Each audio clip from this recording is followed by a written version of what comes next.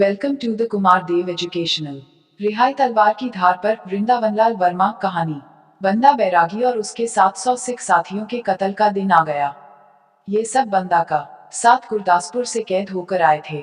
बंदा ने स्वयं खून की होली खेली थी, इसलिए उसके मन में किसी भी प्रकार की दया की आशा या प्रार्थना न थी। वह और उसके सिख साथी मरने में रत्ती भर भी झिझक अनुभव नहीं कर रहे थे। बादशाह फर्रुख सिंह की आज्ञा नित्य 100 के सिर उड़ाए जाने की थी। आश्चर्य यह था कि मारे जाने की घड़ी की ये सब हर्ष के साथ प्रतीक्षा करते थे और पहले मारे जाने के लिए एक दूसरे से लड़ पड़ते। जल्लाद से हर एक सिख कहता, अरे ओ मुक्तिदाता, पहले मुझको मार। वहीं सिकलीगा अपनी शान पर जल्लादों की तलवारों पर धार तेज करता जाता था और वे सिख उसको देख देख कर हंसते थे, मानो कोई खिलौना हो। प्राण बख्शे जाने का उनको वचन दिया गया, मुसलमान हो जाने की शर्त, परंतु उनमें से एक भी राजी न हुआ। सन 1716 का चैत ही लगा था। वसंत का मध्य था। दिन में धूप कुछ तेज हो गई थी, परंतु रात को अभी जाड़े ने न छोड़ा था। उस भयंकर अंधेरे गंदे बंदीगृह में भी वसंत के फूलों की कुछ सुगंध लुक छिप कर पहुंच रही थी। जिनसों का सवेरे वध होना था, वे उस थोड़ी सी सुगंधी और मन के मद में मस्त थे। ऊँघते ऊँघते सो जाते थे और किसी उन्माद में जाग पड़ते थे। कैदखाने के उस विभत्स अंधकार में भी उनको कोई उजाला, अपना प्रकाश दिखलाई पड़ जाता था। इनमें से एक 14 वर्ष का बालक था। वह ऊँघते ऊँघते मुस्कुराया और मुस्कुराते मुस्कुराते सो गया। आधी रात के पहले कैदखाने के दरोगा ने उसको धीरे से जगाया। बालक ने आंखें मलने के पहले कहा, तैयार हूँ, ले चलो गुरु के पास। दरोगा धीरे से बोला, गुरु के पास नहीं, माँ के पास। तुम्हारी माँ आई है, वह तुम्हारे लिए मिठाई लाई है, पेट भर कर खाओ। अब लड़के ने आंखों को मीचा। अंधकार में उसने देखने का प्रयत्न किया। पूछा, माँ आई? मेरी माँ। उत्तर मिला, हाँ तुम्हारी माँ। मिठाई लाई है, उस ओर चलकर खाओ, यहाँ तुम्हारे साथी सो रहा है और अंधेरा भी बहुत है, दुर्गंध अलग। बालक खड़ा हो गया। उसने प्रश्न किया, तुम कौन हो? दरोगा, मेरी माँ मुझ अकेले के लिए मिठाई लाई है। हाँ, और इन सबको आज खाने को कुछ भी नहीं मिला है। इनसे कोई मतलब नहीं।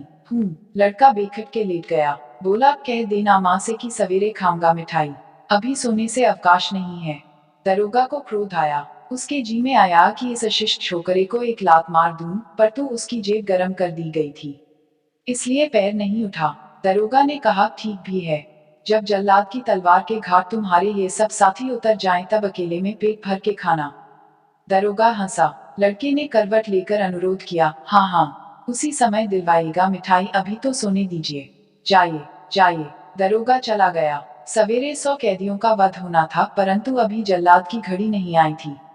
एक स्त्री कैदखाने के बड़े फाटक पर आई। वह बगल में एक पोटली दावे थी, जिसमें कुछ मिठाई थी। फाटक पर दरोगा मिला। दरोगा ने शिष्ट बर्ताव किया, क्योंकि उसकी जेब में स्वर्ण खंडों के अतिरिक्त कुतुबुल मुल्क वजीर का एक फरमान भी पहुंच चुका था। कुतुबुल मुल्क की जागीर का दीवान रतनचंद नाम का एक हिंदू था। वह स्त्री रतनचंद की नातेदारी थी और उसकी थराई विनती पर रतनचंद ने वजीर से वह फरमान निकलवा लिया था। स्त्री ने उस फरमान को दरोगा के पास रात में ही भिजवा दिया था। यह फरमान उस बालक की रिहाई का था और यह स्त्री उसकी माँ थी। दरोगा ने कहा, रात को उसने खाने से इनकार कर दिया। चलो, मैं उसको छोड़े देता हूँ, बाहर आकर खूब खिला पिला लेना। स्त्री बोली, वह बिल्कुल निर्दोष है, निरा बच्चा है, अभी उसके दूध के भी दांत नहीं गिरे हैं। हिंसा की प्रेरणा से दरोगा के मुंह से निकला, पर है वह गुरु की संगति में। फिर अपने को नियंत्रित करके बोला, जो कुछ भी हो, उसने इन लोगों की सुहबत में पाप किए हों या न किए हों, पर अब तो उसके छुटकारे का हुक्म ही हो गया है। मेरा बच्चा बहुत सीधा है, वह किसी भी क्रूर काम को नहीं कर सकता। आपने तो देखा ही होगा, कितना भोला है, बात तक नहीं करना जानता। खैर, मुझे इन बातों से कोई निस्बत नहीं। पहले आंगन में चलो, मैं उसको छोड़ देता हूँ, अपने साथ लेती जाना, बड़ी दया होगी, जल्दी कर दीजिए उसका छुटकारा, बहुत भूखा होगा। और फिर क्या? और फिर जल्लाद आते होंगे, जब उसके साथी मारे जाएंगे तब देखकर घबरा जाएगा और सह न सकेगा।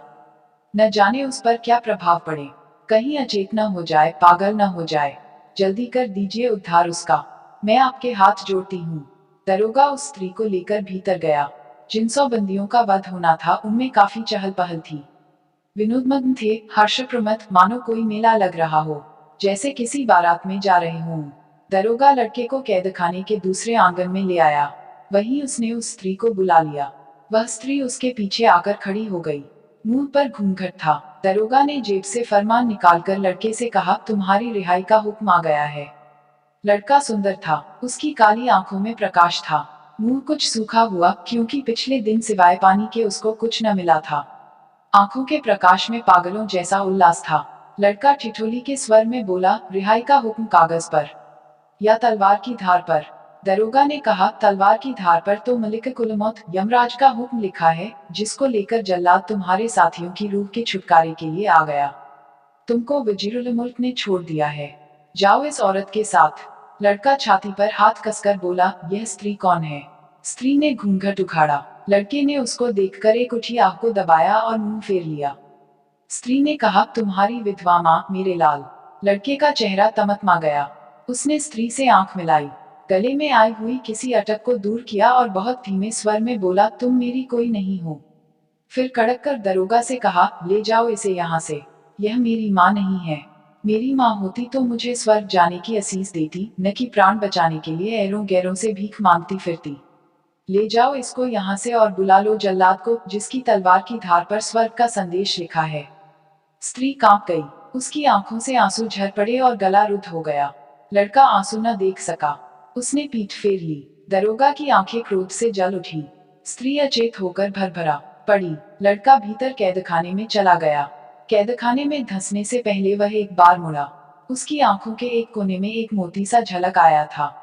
2-3 उंगलियों से उसको तोड़ लिया, फिर भीतर चला गया, कुछ उदास। परंतु जब जल्लाद की तलवार उसकी नन्ही सी गर्दन पर पड़ी, तब वह हंस रहा था और उसकी आंखें आकाश में किसी को देख रही थी। Thanks for watching. Like, share and subscribe.